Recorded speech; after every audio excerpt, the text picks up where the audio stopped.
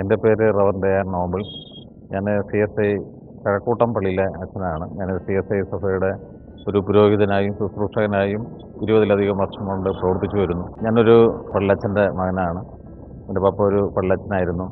അതോടൊപ്പം എൻ്റെ അമ്മ ഒരു പ്രാർത്ഥിക്കുന്ന ഒരു വനിതയായിരുന്നു. വാസ്തവത്തിൽ അവരുടെ ഒരു ശിക്ഷണം കൊണ്ടാണ് ഇത്തരത്തിലുള്ളൊരു പൗരോഹിത്യ ശുശ്രൂഷയിലേക്ക് പ്രവേശിക്കാൻ എനിക്ക് സാധിച്ചത്. ദൈവ വിളിയോ സമർപ്പണമോ ഇല്ലാതെ ആർക്കും ഈ ശുശ്രൂഷ ചെയ്യാനായിട്ട് കഴിയില്ല. ഒന്നുകിൽ കർത്താവിൻ്റെ ശുശ്രൂഷ ചെയ്യാൻ നമുക്കൊരു ദൈവവിളി ഉണ്ടാവണം, അതല്ലെങ്കിൽ നമുക്കൊരു സമർപ്പണം ഉണ്ടാവണം. ഇത് രണ്ടും ലഭ്യമാകുക എന്നുള്ളത് വളരെ പ്രധാനമായ കാര്യമാണ്. വേദപുസ്തകത്തിൽ ധാരാളം അംഗങ്ങളെ കർത്താവിൻ്റെ വലിയ ശുശ്രൂഷയ്ക്ക് വേണ്ടി ദൈവം വിളിച്ചിട്ടുണ്ട്. നമ്മൾ സാധാരണഗതിയിൽ നമ്മളെല്ലാവരും ദൈവത്തോട് സംസാരിക്കാറുണ്ട് പ്രാർത്ഥനയിലൂടെ. പക്ഷേ ദൈവം നമ്മോട് സംസാരിക്കുന്നത്, കേൾക്കുന്നത് വളരെ പരിമിതമായിട്ട് മാത്രമേ ജീവിതത്തിലും വേദപുസ്തകത്തിലും നമ്മൾ കാണുന്നുള്ളൂ. അബ്രഹാമോ അങ്ങനെയുള്ള വിശ്വാസ വീരന്മാരൊക്കെ ദൈവത്തോട് പ്രാർത്ഥിക്കുക മാത്രമല്ല, ദൈവത്തിൻ്റെ ശബ്ദം കേൾക്കുകയും കൂടെ ചെയ്തവരാണ്. അതുകൊണ്ടാണ് ധീരമായി കർത്താവിന് വേണ്ടി ഏത് പ്രതിസന്ധിയിലും പ്രവർത്തിക്കാൻ അവർക്ക് ശക്തി ലഭിച്ചത്. അതുകൊണ്ട് ദൈവവിളി ഉള്ള അംഗങ്ങൾക്ക് മാത്രമേ പ്രതിസന്ധിയിൽ കർത്താവിന് വേണ്ടി പ്രവർത്തിക്കുവാനായിട്ട് കഴിയൂ. ഈ കാലഘട്ടത്തിൻ്റെ ഒരു ചിന്ത അതാണ്. ക്രൈസ്തവ വിശ്വാസത്തിലും ആരാധനകളിലും സഭകളിലും ഒക്കെ ഒരുപാട് വെല്ലുവിളികൾ ഉള്ള ഒരു സമൂഹത്തിലാണ് നമ്മൾ ജീവിക്കുന്നത്. ഈ സമൂഹത്തിൽ ഒരുപക്ഷെ ദൈവവിളിയില്ലാതെ ഒരു ശുശ്രൂഷകനായി പ്രവർത്തിക്കുവാനായിട്ട് കഴിയില്ല എന്നുള്ളത് നമ്മൾ തിരിച്ചറിയുന്ന ഒരു യാഥാർത്ഥ്യമാണ്. ഞാൻ CSI സഭയുടെ വിവിധ നിലയിലുള്ള ശുശ്രൂഷകളിൽ പ്രവർത്തിച്ചു. സഭയുടെ ശുശ്രൂഷകളിൽ, സ്ഥാപനത്തിൽ, അതുപോലെ മറ്റ് പ്രോജക്റ്റുകളുടെ നിലകളിൽ, ഇങ്ങനെ വിവിധ നിലകളിൽ പ്രവർത്തിച്ചിട്ടുണ്ട്. ഇപ്പോൾ കേരള കൗൺസിൽ ഓഫ് ചർച്ചസിൻ്റെ സംസ്ഥാന ക്ലർജി കമ്മീഷൻ്റെ ചെയർമാനായിട്ടും KCCയുടെ തിരുവനന്തപുരം ജില്ലാ ചെയർമാനായിട്ടും ഇപ്പോൾ പ്രവർത്തിച്ചു വരികയാണ്. ഒരുപക്ഷെ ഇത്തരത്തിലുള്ള പ്രവർത്തനങ്ങൾക്ക് നമുക്ക് സാധിക്കുന്നത് ഈ പ്രതിസന്ധികളെ അതിജീവിക്കാൻ കഴിയുന്ന ദൈവത്തിൻ്റെ വലിയ ശബ്ദം കേൾക്കുന്നത് കൊണ്ടാണ്. തീർച്ചയായും അത്തരത്തിലുള്ള പ്രവർത്തനങ്ങൾ നമുക്കുണ്ടാവണം. എൻ്റെ ചെറിയ പ്രായത്തിൽ ഞാൻ പപ്പയുടെ കൂടെ ഈ പാഴ്സനേജിൽ ആണ് ജീവിച്ചിരുന്നത്. പപ്പ ഒരു പള്ളിയച്ഛനായതുകൊണ്ട് പള്ളി വീട്ടിലാണ് താമസിച്ചിരുന്നത്. അവിടുന്ന് പഠനത്തിന് വിവിധ ഇടങ്ങളിലാണ് പഠിച്ചിരുന്നത്. കൊട്ടാരക്കര മുതൽ ഇങ്ങോട്ട് പല സ്കൂളുകളിലായിട്ട് ആയിരുന്നു എൻ്റെ പഠനം. കുറച്ചു കാലം കഴിഞ്ഞപ്പോൾ പിന്നെ ഒരു കോളേജിൽ, ഞാൻ കാട്ടാക്കട ക്രിസ്ത്യൻ കോളേജിലാണ് പഠിച്ചത്. കുറച്ച് പൊളിറ്റിക്സിലോട്ട് പോയി. ഈ സമയത്തൊക്കെ എന്നെ വീട്ടുകാർ ഓർമ്മിപ്പിക്കുന്ന ഒരു കാര്യം ഉണ്ടായിരുന്നു. ഞാൻ ഒരു വയസ്സൊക്കെ ഉള്ള സമയത്ത് ഒരു 3 ദിവസത്തോളം ഓർമ്മയില്ലാതെ, സുഖമില്ലാതെ, ഇങ്ങനെ പനി പിടിച്ച് ഓർമ്മയില്ലാതെ കിടന്നു. അപ്പോൾ അവരുടെ ഒരു പ്രതിഷ്ഠയായിരുന്നു എന്നെ ശുശ്രൂഷയിലേക്ക് കൊണ്ടുവരിക എന്നുള്ളത്. അതൊരു ദൈവത്തിൻ്റെ പദ്ധതിയായിരുന്നു എന്ന് നമ്മൾ പിന്നെ തിരിച്ചറിയുന്നു. പക്ഷെ വാസ്തവത്തിൽ ഈ സമയങ്ങളിലെല്ലാം ദൈവത്തിൻ്റെ അങ്ങനെ ഒരു വിളിയും നിയോഗത്തെക്കുറിച്ച് വീട്ടുകാർ പറയുമെങ്കിലും പിന്നെ കുറേ കാലം കഴിഞ്ഞപ്പോൾ എനിക്കതിനൊരു വലിയ താല്പര്യം ഇല്ലാത്ത ഒരു നിലയിലോട്ട് പോയി. കുറേ ട്യൂഷൻ ഫീൽഡും പഠിപ്പീരും കമ്പ്യൂട്ടർ സ്ഥാപനവും വിവിധ നിലയിലോട്ട് സാധാരണ പോയി. പിന്നെ ഒരു പഠിപ്പിക്കുന്ന ഒരു നിലയിലോട്ട് പോയപ്പോൾ ജോലി സാധ്യതകളെക്കുറിച്ചൊക്കെയുള്ള ഒരു സംവിധാനം ഉണ്ടായി. അപ്പോൾ ജോലി വേണമോ ശുശ്രൂഷ ചെയ്യണമോ, ഇതൊരു ഒരു വലിയ ഒരു പ്രതിസന്ധിയായി. വാസ്തവത്തിൽ അപ്പോഴാണ് ഞാൻ ഈ ശുശ്രൂഷയെക്കുറിച്ച് കുറച്ചുകൂടെ ശ്രദ്ധിക്കുന്നതും എന്നെ തന്നെ ശുശ്രൂഷയ്ക്ക് വേണ്ടി പ്രതിഷ്ഠിക്കുന്നത്. അതിനുശേഷം ഞാൻ ഒരിക്കലും പുറകിലേക്ക് തിരിഞ്ഞു നോക്കിയിട്ടില്ല. വളരെ ചെറിയ പ്രായത്തിൽ ദൈവം എന്നെ വിളിച്ചു.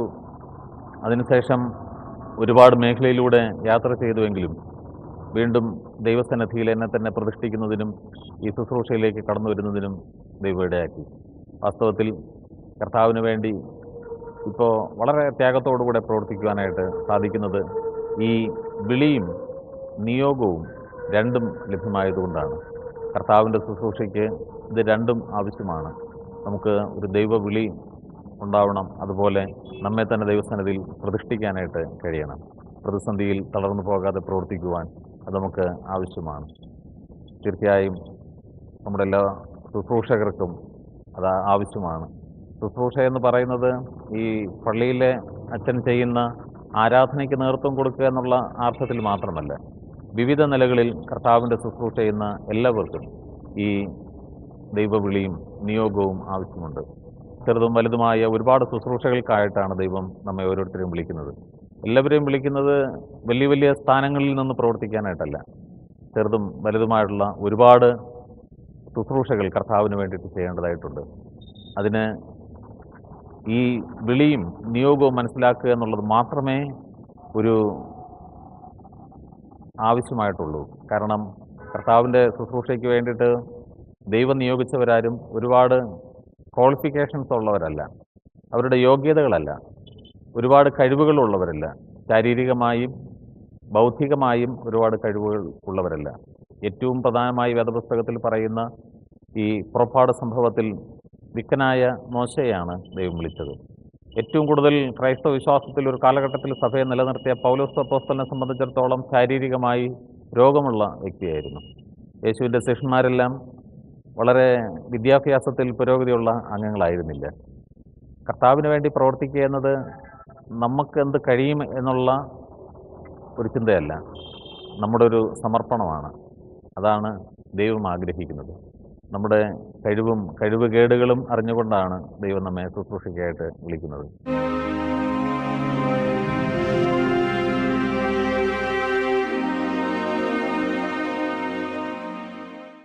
ഞാൻ കണ്ണമൂല കേരള ഐക്യ വൈദിക സെമിനാരിയിലാണ് വൈദിക പഠനം പൂർത്തീകരിച്ചത്. വാസ്തവത്തിൽ നമ്മുടെ ഒരു സെമിനാരിയിൽ 4 വർഷം താമസിച്ച് അവിടെ പഠിക്കുക എന്ന് പറയുന്നത് തന്നെ നമ്മുടെ സ്വഭാവത്തെ ഒരുപാട് രൂപപ്പെടുത്തുന്ന ഒരു ഘടകമാണ്. സാധാരണ ഒരു ഭവനാന്തരീക്ഷത്തിലും ശുശ്രൂഷ അന്തരീക്ഷത്തിലുമാണ് നമ്മൾ ആയിരിക്കുന്നത്. പക്ഷേ വൈദിക വിദ്യാഭ്യാസത്തിന് വരുന്ന നൂറുകണക്കിന് അംഗങ്ങൾ ഒരുമിച്ച് ചാപ്പലിലിരുന്ന് ആരാധിക്കുകയും വേദപുസ്തകം പഠിക്കുകയും ഒരുമിച്ച് ജീവിക്കുകയും ചെയ്യുന്നത് ഒരു വലിയ പ്രധാനപ്പെട്ട ഘടകമാണ്. ഒരു പ്രത്യേകമായി ഒരു മുറിയിൽ ഒന്നിലധികം അംഗങ്ങൾ താമസിച്ച്, ഒരു ഹോസ്റ്റലിൽ ഒരുമിച്ച് ഒരുപാട് അംഗങ്ങൾ താമസിച്ച് പ്രവർത്തിക്കുക, പഠിക്കുക, അത് വെറും പഠനം മാത്രമല്ല, നമ്മുടെ കഴിവുകൾ പരിപോഷിപ്പിക്കുന്നതിന് വേണ്ടിയിട്ടുള്ള ഒരുപാട് സാധ്യതകൾ നമ്മുടെ സെമിനാരി പഠനത്തിലുണ്ട്. അതുകൊണ്ട് സെമിനാരി പഠനം നമ്മെ ഒരു ശുശ്രൂഷയ്ക്ക് വേണ്ടിയിട്ട് മോൾഡ് ചെയ്യുന്നു എന്ന് പറയുന്നത് വളരെ പ്രധാനമായ കാര്യമാണ്. ചില സന്ദർഭങ്ങളിൽ ചില സഭകളിലൊക്കെ ഈ വീട്ടിൽ പോയി വന്ന് പഠിക്കാൻ വേണ്ടിയിട്ടുള്ള സാധ്യതകളൊക്കെ ഇന്ന് നമ്മൾ ശ്രദ്ധിക്കുന്നുണ്ട്. പക്ഷെ അതിനേക്കാൾ ഒരു ഹോസ്റ്റലിൽ നിന്ന് പഠിക്കുക എന്നത്, വേദപുസ്തകം പഠിക്കുക എന്നുള്ളതിനേക്കാൾ ശുശ്രൂഷയ്ക്ക് വേണ്ടിയിട്ട് നമുക്കൊരുപാട് ശീലങ്ങൾ ആവശ്യമുണ്ട്. ഒരുപാട് നമ്മളെ മോശമായി പറയുകയോ കളിയാക്കുകയൊക്കെ ചെയ്യുമ്പോഴും തിരിച്ചുകൊണ്ട് നമുക്കത് അഭിമുഖീകരിക്കേണ്ടതായിട്ടുണ്ട്. ഒരുപാട് സംഘർഷങ്ങൾ ഒക്കെ ഉള്ള സന്ദർഭങ്ങളിലും നമുക്ക് വളരെ ലളിതമായി അത് കൈകാര്യം ചെയ്യേണ്ടതായിട്ടുണ്ട്. ഏറ്റവും ദേഷ്യപ്പെട്ട ഒരാൾ സംസാരിക്കുമ്പോൾ ദേഷ്യപ്പെട്ട് തിരിച്ച് സംസാരിക്കുന്നതിനൊരു ക്വാളിറ്റി ആവശ്യമില്ല, പഠനം ആവശ്യമില്ല. ദേഷ്യപ്പെട്ട് സംസാരിക്കുന്നവരോടും വളരെ തിരിച്ചുകൊണ്ട് സംസാരിക്കുന്നതിന് ഒരു സ്വഭാവ രൂപീകരണം ആവശ്യമുണ്ട്. അപ്പം അത്തരത്തിലുള്ള പല ഘടകങ്ങളും നമുക്ക് ലഭ്യമാകുന്നത് സെമിനാരി പഠനത്തിലൂടെയാണ്. സെമിനാരി പഠനം ശുശ്രൂഷയ്ക്ക് വേണ്ടിയിട്ട് നമ്മുടെ സ്വഭാവ രൂപീകരണത്തിന് ഒരുപാട് സഹായിക്കും. ഞാൻ എൻ്റെ BD പഠനവും MTH പഠനം ഞാൻ കോട്ടയത്തായിരുന്നു, FFRRCയിലായിരുന്നു. അപ്പോഴും ഞാൻ താമസിച്ചിരുന്നത് കണ്ണമൂല സെമിനാരിയിലായിരുന്നു. ഒരുപക്ഷെ ആ ക്യാമ്പസ് എന്നെ ശുശ്രൂഷയ്ക്ക് വേണ്ടിയിട്ട് ഒരുപാട് പ്രയോജനപ്പെടുത്തിയിട്ടുണ്ട്. അത് എൻ്റെ ശുശ്രൂഷകൾക്ക് ഇന്നും കൂടുതൽ പ്രയോജനവുമായി മാറിയിട്ടുണ്ട്.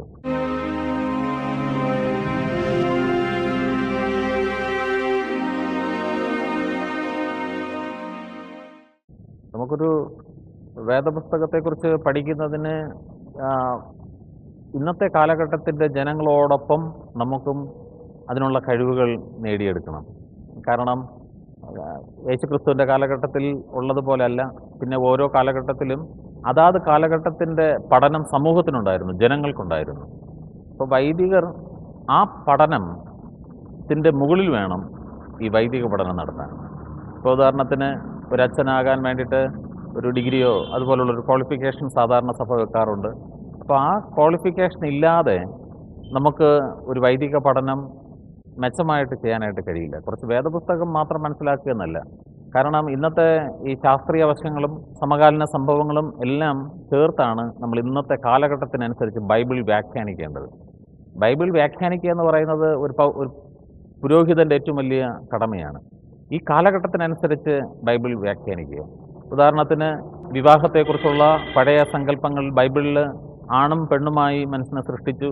അതുകൊണ്ട് ആണും പെണ്ണുമായി വിവാഹം കഴിക്കുന്ന ഒരു ചിന്ത മാറി ഇന്നത്തെ സെക്കുലർ ലോകത്തിൽ ഗവൺമെൻറ് അല്ലെങ്കിൽ രാജ്യം തന്നെ ആണും പെണ്ണുമായിട്ടല്ലാതെയും വിവാഹം കഴിക്കുന്നതിന് വേണ്ടിയിട്ടുള്ള സമ്മതം നൽകുമ്പോൾ അതിനെക്കുറിച്ചുള്ള അറിവും ഇല്ലാതെ നമുക്ക് ഈ വേദപുസ്തകത്തെ വ്യാഖ്യാനിക്കാൻ കഴിയില്ല. ഓരോ കാര്യങ്ങളും ശാസ്ത്രീയമായ കണ്ടുപിടുത്തങ്ങളും ഈ ലോകത്തിൻ്റെ വളർച്ചയും നമുക്ക് ഈ വേദപുസ്തകത്തെ ഇന്നത്തെ ജനങ്ങൾക്ക് വ്യാഖ്യാനിച്ചു കൊടുക്കാൻ കഴിയില്ല.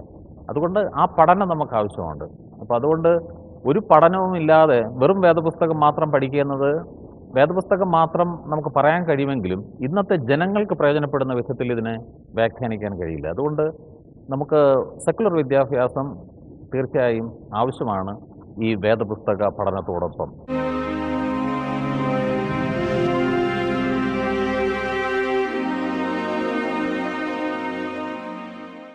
ഞാനൊരു അച്ഛനായിട്ട് ശുശ്രൂഷ തുടങ്ങിയ സമയം മുതൽ എന്നെ ബോധ്യപ്പെടുത്തുന്ന ഒരു ഘടകം, ഞാനൊരു ശുശ്രൂഷ പള്ളിയിൽ നിർവഹിക്കുന്നു എന്നുള്ളതിനേക്കാൾ ഒരു സംഘാടകൻ എന്നുള്ള നിലയിലാണ് എന്നെ പലപ്പോഴും എല്ലാവരും ശ്രദ്ധിക്കുന്നത്.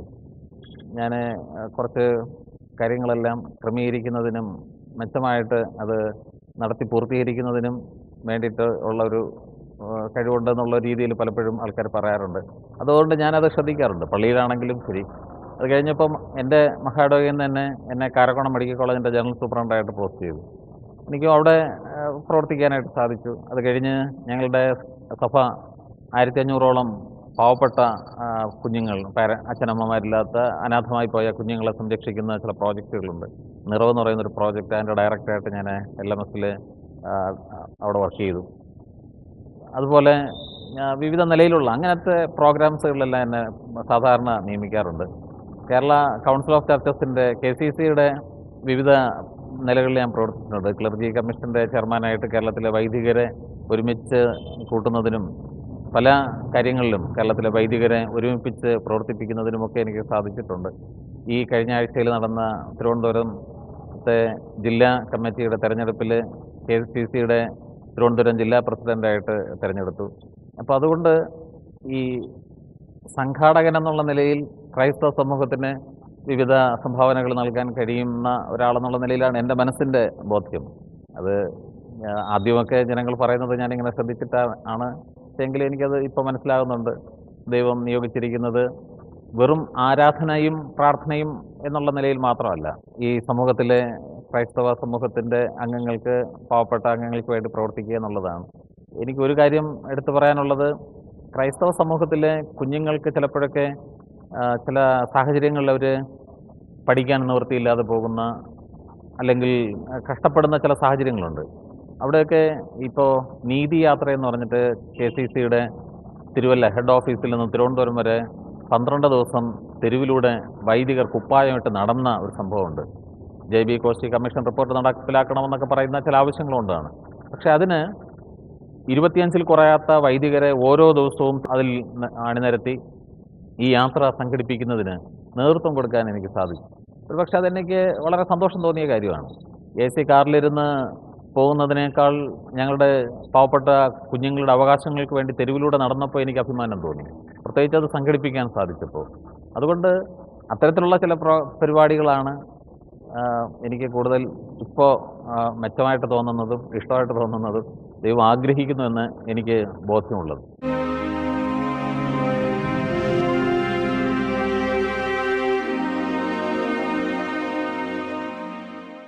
ഇന്നത്തെ സമൂഹത്തിൽ വൈദികരുടെ പ്രസക്തി വളരെ ആവശ്യമാണെങ്കിലും വൈദികരെ അത്ര നമ്മൾ വാക്കുകൾ കൊണ്ടോ പെരുമാറ്റം കൊണ്ടോ അത്രയും ബഹുമാനിക്കുന്നത് കുറഞ്ഞു പോകുന്നോ എന്നുള്ളൊരു സംശയം എല്ലാവർക്കും ഉള്ളതുപോലെ എനിക്കുമുണ്ട്. അത് ഈ വൈദികരോട് മാത്രമല്ല, ഒരു കഴിഞ്ഞൊരു കാലഘട്ടത്തിൽ ജനങ്ങൾ റെസ്പെക്റ്റ് ചെയ്തിരുന്ന മുഴുവൻ ആൾക്കാരെയും ഇന്ന് മോശമായിട്ട് ചിന്തിക്കുന്ന ഒരു കാലഘട്ടമാണ്. ഇപ്പോൾ ഡോക്ടേഴ്സ് നമ്മൾ വളരെ റെസ്പെക്റ്റ് ചെയ്തിരുന്നവരാണ്. ഇന്ന് ഡോക്ടേഴ്സിനെ കയറി അടിക്കുന്ന അധ്യാപകർ നമ്മൾ നേരത്തെ ബഹുമാനിച്ചിരുന്നു. ഇന്ന് അധ്യാപകരെ ഉപദ്രവിക്കുന്ന വിദ്യാർത്ഥികൾ, അല്ലെങ്കിൽ പോലീസ് ഓഫീസേഴ്സ് നമ്മൾ പേടിയോടുകൂടെ ആണ് നേരത്തെ കണ്ടിരുന്നത്. പക്ഷേ ഇന്ന് അവരെ ആക്രമിക്കുന്നതും ഒക്കെ നമ്മൾ നേരിൽ കാണുകയാണ്. അപ്പം നേരത്തെ റെസ്പെക്റ്റ് ചെയ്തിരുന്ന ഒരു വിഭാഗം ആൾക്കാരെ ഈ ആ റെസ്പെക്റ്റ് ഇല്ലാത്ത ഒരു നിലയിലുള്ള ഒരു അപ്രോച്ച് നമുക്കുണ്ട്. അത് പുരോഹിതരും അഭിമുഖീകരിക്കുന്നുണ്ട്. പക്ഷേ ഈ പൗരോഹിത്യം ഇല്ല എങ്കിൽ ധാർമ്മികത കുറഞ്ഞു പോകും. മാതാപിതാക്കളെ ബഹുമാനിക്കണമെന്നും വീട്ടിൽ എങ്ങനെ ജീവിക്കണമെന്നും വീട്ടിലെ അന്തരീക്ഷത്തിൽ വളരെ ഭയഭക്തിയോടുകൂടെ പ്രവർത്തിക്കണമെന്നും ഒക്കെ പഠിപ്പിക്കുന്ന പാഠശാലകൾ ആയ ആരാധനാലയങ്ങളില്ലെങ്കിൽ നമ്മുടെ ധാർമ്മികത ചിലപ്പോഴൊക്കെ കുറഞ്ഞു പോകാൻ സാധ്യതയുണ്ട്. കുടുംബ പ്രാർത്ഥനകൾ തന്നെ അച്ഛൻ മക്കൾക്ക് വേണ്ടി പ്രാർത്ഥിക്കുന്നതും മക്കൾ അച്ഛനമ്മമാർക്ക് വേണ്ടി പ്രാർത്ഥിക്കുന്നതും ആ കരുതലിൻ്റെ സ്വരം അവർ കേൾക്കുന്നത് തന്നെ സ്നേഹത്തിൻ്റെ അടയാളമാണ്. പരസ്പരം പ്രാർത്ഥിക്കുക, ഒരുമിച്ചിരുന്ന് പ്രാർത്ഥിക്കുക എന്ന് പറയുന്നത് കേൾക്കുന്ന അത് തന്നെയാണ് ഏറ്റവും വലിയ സന്തോഷം. മക്കളെ സ്നേഹിക്കുന്ന സ്നേഹം ഇന്നത്തെ കുഞ്ഞുങ്ങൾ തിരിച്ചറിയുന്നത് ഈ പ്രാർത്ഥനയിലൂടെയൊക്കെയാണ്. ഒരുപക്ഷെ അതവർക്ക് മനസ്സുകളിൽ നൽകുന്നൊരു ബലമുണ്ട്. എന്നെ കരുതുന്ന എൻ്റെ അച്ഛനമ്മമാർ. ഈ പ്രാർത്ഥന മാത്രമല്ല, ജീവിതത്തിൽ ധാർമ്മികത നിലനിർത്തുന്നതിന് വേണ്ടിയിട്ട് ഇന്നത്തെ ആരാധനാലയങ്ങളും പ്രാർത്ഥനകളും പൗരോഹിത്യവും അത്യാവശ്യമായ ഘടകമാണ്.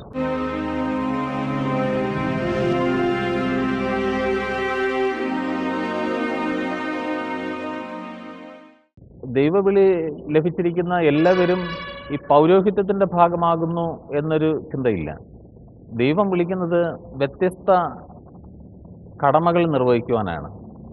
ഒരു പുരോഹിതന് കഴിയാത്ത ഒരുപാട് കടമകളുണ്ട്. കർത്താവിൻ്റെ പ്രവർത്തന ശൈലിയിൽ രണ്ട് പ്രധാന കാര്യങ്ങളുണ്ടായിരുന്നു. ഒന്ന്, കർത്താവ് ആരാധനാലയത്തിൽ പോയി ആരാധനകളിൽ പങ്കുചേർന്നു, ന്യായപ്രമാണം പഠിച്ചു. അത് ആരാധനയുമായി ബന്ധപ്പെട്ടുള്ളൊരു വശമാണ്. രണ്ട്, സമൂഹത്തെക്കുറിച്ചുള്ളൊരു വലിയ കാഴ്ചപ്പാടുണ്ടായിരുന്നു. മരണ വീടുകളിൽ പോയി രോഗികളെ സൗഖ്യമാക്കി, പ്രയാസത്തിലും ദുഃഖത്തിലും ഇരിക്കുന്നവരെ കർത്താവ് കൈതാങ്ങി. ആരാധനകൾ പോലെ തന്നെ പ്രധാനമായിരുന്നു കർത്താവിൻ്റെ ശുശ്രൂഷയിൽ സാമൂഹിക പ്രതിബദ്ധതയുള്ള പ്രവർത്തനങ്ങൾ. അതുകൊണ്ട് ആരാധനയും സാമൂഹികമായി വളരെ കഷ്ടപ്പെടുന്ന അംഗങ്ങളെ മുന്നോട്ട് കൊണ്ടുവരുന്ന തരത്തിലുള്ള പ്രവർത്തനങ്ങളും ആവശ്യമുണ്ട്. ഇത് രണ്ടും ചിലപ്പോൾ പൗരോഹിത്യത്തിൻ്റെ ഭാഗത്തിൽ നിന്ന് ചിലപ്പോൾ ചെയ്യാൻ കഴിയില്ല. ഒരു പുരോഹിതൻ എന്നുള്ള നിലയിൽ നമുക്ക് ചെയ്യാൻ കഴിയുന്നതിൻ്റെ പരിമിതികൾക്കപ്പുറം ജനങ്ങൾക്ക് ചെയ്യാൻ കഴിയുന്ന ഒരുപാട് മേഖലകളുണ്ട്. അതിനുവേണ്ടി ജനങ്ങളിൽ നിന്ന് ദൈവം പലരെയും വിളിച്ച് വേർതിരിക്കാറുണ്ട്, നിയോഗിക്കാറുണ്ട്. ചില ഓഫീസേഴ്സ് ഒരുപാട് പാവപ്പെട്ട അംഗങ്ങളെ കൈക്കൂലിയോ മറ്റോ എന്തെങ്കിലും കൊടുക്കാനൊന്നും നിവൃത്തിയില്ലാത്ത ഇന്നത്തെ കാലഘട്ടത്തിൽ അത് ഓപ്പണായി പറയുകയാണ്. അതിനൊന്നും കഴിയാത്തവർ, ചില നീതികൾ നിഷേധിക്കപ്പെടുന്ന അംഗങ്ങളെ കൈതാങ്ങുന്ന ഒരുപാട് ഓഫീസേഴ്സ് ഉണ്ട്. ചിലപ്പോഴൊക്കെ ദൈവത്തെ പോലെ കാണുന്ന ഒരുപാട് ഐമേനിമാരുണ്ട്, വൈദികരല്ലാത്ത അംഗങ്ങൾ. അവരെ ദൈവമാണ് അവിടെ നിയോഗിച്ചിരിക്കുന്നത്. ദൈവവിളി കേട്ടവരാണ്. ആ ദൈവവിളി വൈദികർക്ക് മാത്രമല്ല, ജനങ്ങൾക്കുണ്ട്. ആ ദൈവവിളി മനസ്സിലാക്കി പ്രവർത്തിക്കാൻ എല്ലാവർക്കും കഴിയണം എന്നുള്ളതാണ് എൻ്റെ ഒരു അഭ്യർത്ഥനയും.